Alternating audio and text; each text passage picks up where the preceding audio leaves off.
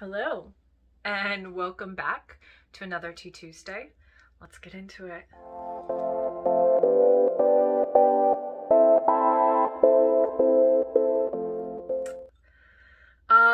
So just a quick life update on why I haven't posted in 2 weeks. My dad has been sick and currently is in hospital. He doesn't have COVID. It's not COVID related, but I've been just crazy stressed and just kind of in a funk, basically. So anyway, I thought I would post a video about my own landlord issues, which caused me to learn a lot about real estate law and your rights as a renter, even if you are a foreigner. And all of that jazz, okay? So for those who don't know, I have a dog and a cat. I've had my dog for, it has been 12 years. You guys, she's 15 years old. 15, can you believe it? And I've had my cat for 3 years, okay? And I have never lied about having an animal. I've been extremely forward about it. I've always told the real estate agents when I'm moving that I have a pet and that non-negotiable, they're coming with me. So you need to find accommodations that allow a pet or there's nothing on the book. Okay.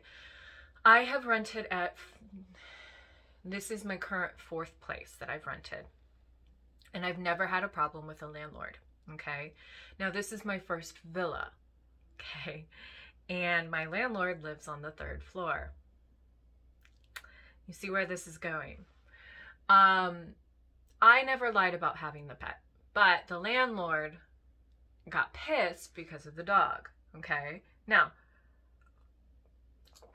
she says that the dog barks too much. Well, I'm home all the time. I work 12 hours a week. I'm constantly home. The dog doesn't bark. And the only time she barks is if somebody is at my door. So, no. 2, the landlord says that the dog is peeing in the front yard. Well, she's not. She's peeing in the road. When I take her on the walk, she pees in the road. Or in the little alley that leads to my apartment. Then comes to the problem of, oh, she's peeing in the alleyway and it's upsetting the next door neighbors, the ones that in the building next to us, not our building, but the one next to us. And basically what ended up happening is my landlord lives on the 3rd floor, okay? She never texts me because I don't know. And she constantly would come down to my apartment, knock on my door at like 9 a.m. in the morning. And for those who don't know, I predominantly work evenings. So I was still asleep. And she would knock on my door, wake me up, make my dog bark, to complain about all of these things. She would be complaining about, oh, your dog's peeing in the wrong spot. Well, that's technically public property. And no, she's not peeing in the wrong spot. She's not peeing on the property. If she does pee on the property, I clean it up immediately with bleach water because I know that that is a problem, but she's peeing on a public alleyway. Nobody owns that. It's owned by the government. Additionally, there's other pets in the area. How do you know it's her, right? There's other dogs. And let me tell you, people leave their dog poop everywhere. I at least clean it up. I clean it up and I have a little container for my dog poop, okay? So basically, my landlord has been harassing me for the first couple months that I lived here. Just coming and knocking on my door and complaining about my dog. Coming, knocking on my door and complaining about my dog. Coming, knocking on my door and asking to come into my apartment. Well, I did a lot of research because at that point, I just thought it was normal, because of all the other stories I've heard from foreigners. Well, after doing a lot of research, it's not normal. And it's actually harassment. And she shouldn't be contacting me that way. If she wants to talk, she needs to set up an appointment and talk to me either on the phone or through text messaging, or set up an appointment and we can meet at a certain time, right? She can't just randomly come to my house. But she was. So the other thing that was happening was she was speaking Balmal to me, which, okay, cool. I am technically younger than her by a lot. She's like my parents' age. So like that, okay, cool. Banma, whatever. But she was rude. And she kept harassing me about the dog, even though the dog was not causing any issues. So what I ended up having to do was word a strongly written text message in English and Korean and send it to her. Oh, guys. So basically the email said this, or the text message that I sent her in Kakao said this: you need to stop coming to my house without telling me beforehand and knocking on the door and waking me up in the morning. My dog does not pee on the property, and if she does, I clean it up with bleach. Furthermore, the alleyway where she pees is public property, and it's fine to pee there because it's public property and it's not your property, so you have no right to complain to me. If you continue to come to my house and bother me about this issue, I will take this matter to the police through my lawyer, and I will have it dealt with for harassment because you are harassing me. And she read it almost immediately.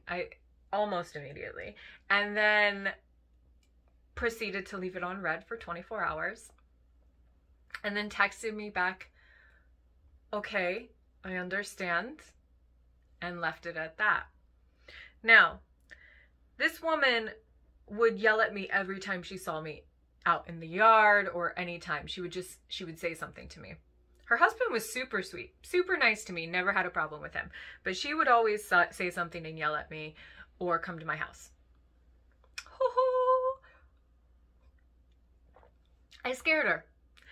She no longer talks to me unless absolutely necessary. She no longer speaks Banmal to me. She speaks formally to me now.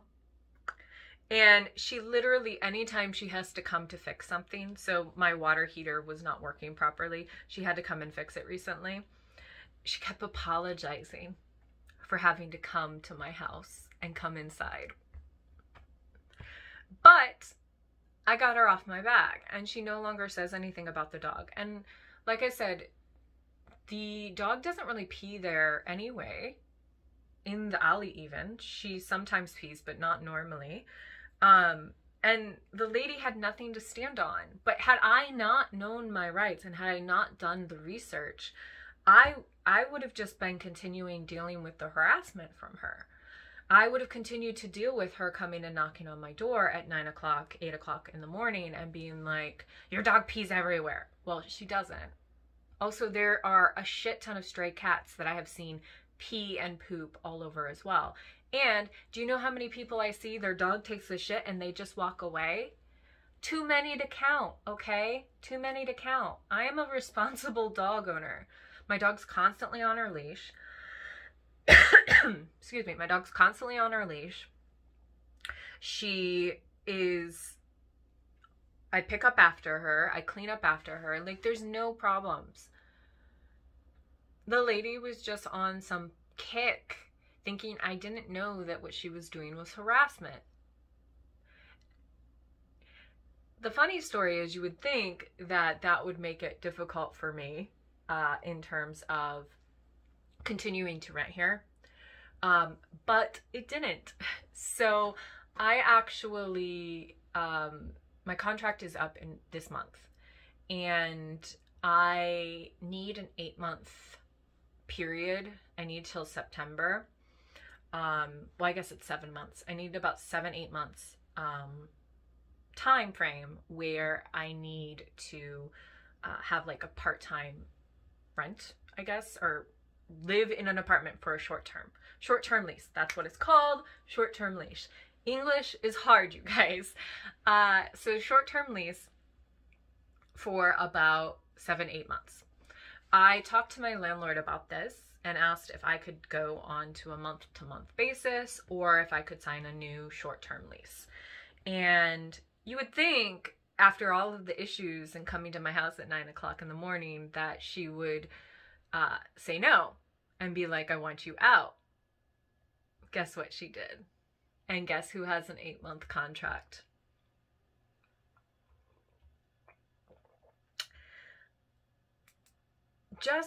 I guess the moral of the story is just know your rights and don't let people harass you. It's not normal and it's not okay. Right?